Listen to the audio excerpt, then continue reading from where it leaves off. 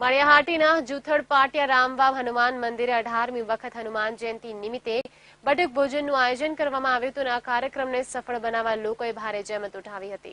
Maliya Hatina national highway ઉપર જૂથડ પાટિયા રામવાવ હનુમાન મંદિરે હનુમાન જયંતિની ધામધૂમપૂર્વક ઉજવણી કરવામાં આવી હતી અને વહેલી સવારથી જ ભાવિક ભક્તોએ હનુમાનજીના દર્શન માટે લાંબી કતારો લગાવી હતી।